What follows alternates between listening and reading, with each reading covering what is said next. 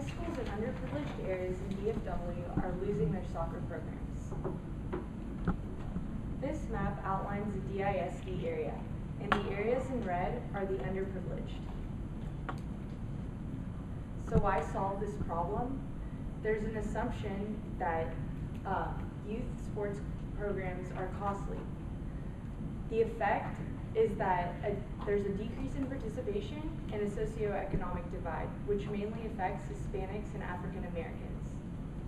Also, travel to and from complexes and parks is another blockade to low-income families. About 28% of 13 to 17-year-olds that come from households that make less than $25,000 play team sports, and about 46% of that same age group from households that make over $100,000 play organized sports, and that gap has grown by 4% since 2014. We want to teach our youth valuable life skills through sports, such as team building, discipline, leadership, and good citizenship. To solve this problem, we came up with Pass It Forward. I'm Maya Boyle, the research analyst.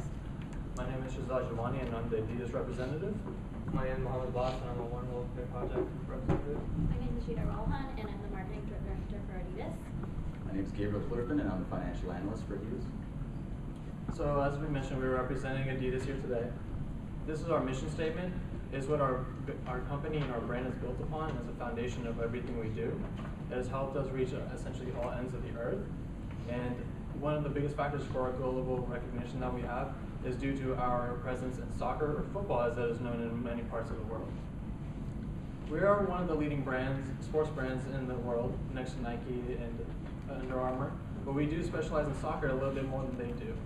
In fact, we are one of the better equipment and gear makers, including tops such as shirts, training jackets, and jerseys, joggers, pants, and shorts, and especially mostly shoes and cleats, or boots as sometimes they're often referred to as.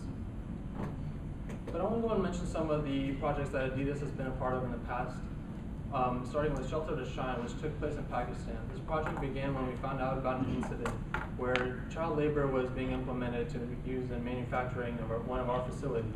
And when we found out about this news, we put an end to it immediately. We put an end to it, but we also found out that only very few of these kids were actually getting any sort of education. And what we found out is that they were using a courtyard of a nearby cemetery actually to use for their schooling needs. So instead we decided to build a school for them so that they can get the proper education and get out of the workforce where they don't really belong. And then in the Republic of the Congo.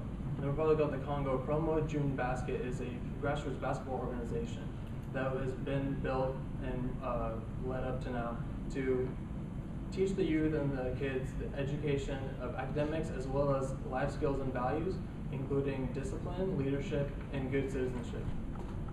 And finally, we have been backing, as of late, NBA star Andrew Wiggins in his hometown of Ontario, Canada, or Toronto, Canada.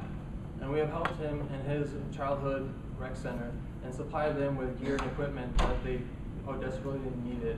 Since he left from the rec center that he used to be once a part of, this rec center has been on the downturn, and we're trying to bring some life back into it.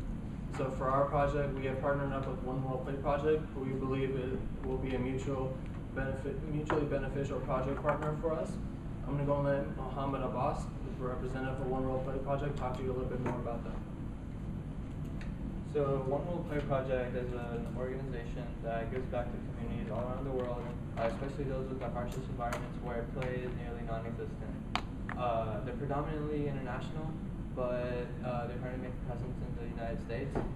They start off donating soccer balls that are nearly indestructible, that don't wear out, and they don't go flat, and they've only expanded since then. They now provide other soccer equipment such as nets, goalposts, and uniforms to help soccer capable of being played in other communities. Their mission is to support, enable, and expand play in disadvantaged communities all around the world. And in order to raise money for this campaign, or for this project, they have several campaigns, one of which is Mission Soccer. Mission Soccer, it creates awareness about the problem that we have, that kids don't play soccer around the world. And they raise money, soccer balls, and equipment by implementing a buy one, give one. For every soccer ball that is bought, One World donates one, and they also donate other soccer equipment such as nets, goalposts, uniforms, and they also help build soccer fields where soccer could be played. They built one in Mexico just 2 years ago, and it just gives kids an opportunity to play soccer, something that they didn't have before. Thank you, Mohammed. Taking influence actually from Mission Soccer itself, we also have decided to implement a buy one, give one.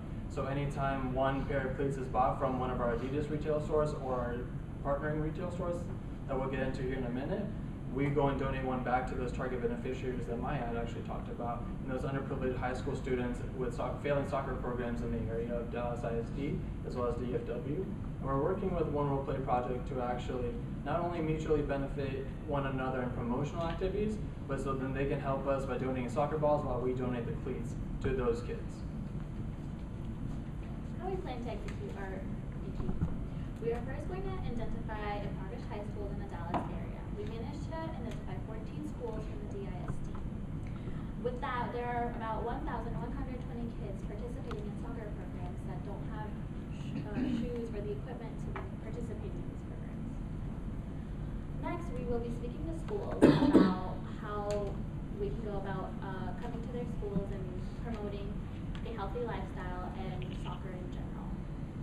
We'll be talking to the soccer coaches and school administration. Sending our representatives to the school. With that, our representatives will be talking about how important it is to stay fit no matter what the activity is, a healthy lifestyle, and then how sports can help build their confidence, leadership skills, and other team building skills that are necessary in the real world. We will be working with our retail stores such as Academy and Dick's Sporting Goods to promote our program. We'll be putting out promotional flyers, and we will be, with that, asking the sales associates to promote our program as well while they're selling things. Lastly, we will be executing with our One World Play project. And then how we are planning to get the word out. We will be using social media such as Instagram and Facebook ads created towards the Dallas-Fort Worth area. But even then, we're going to be using the national ads as well, national pages as well, to just get the word out nationally about this program so it could be applied elsewhere.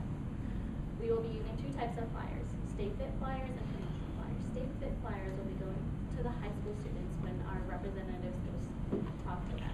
With this, it will emphasize the importance of staying fit. Promotional flyers will promote our program and what we are planning to do.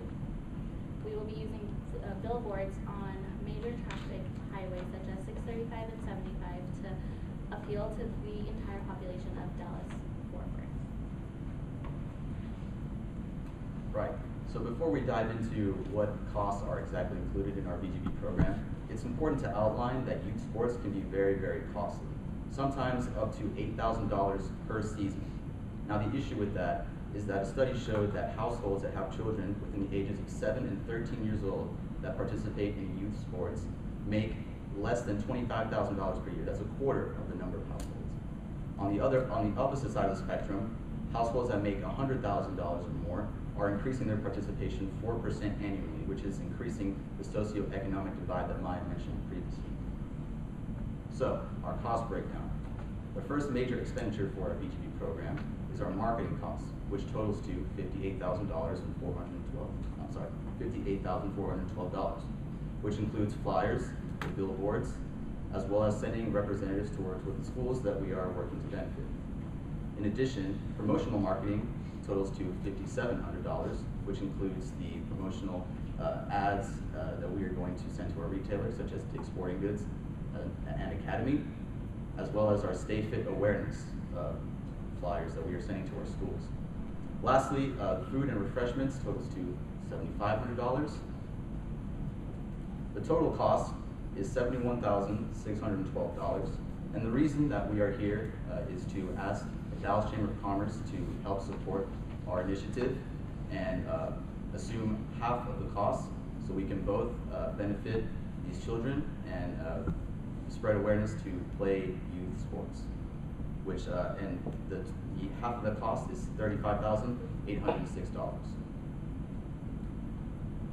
So, sports have the power to change lives. These underprivileged kids do whatever they need to do to actually go out and do whatever they want to do, including playing soccer. They don't have much to do it, but we see their drive and their passion for it, so we want to help them go up before they go down. We want to see them prosper and succeed. We want to help them change their lives and have a better future.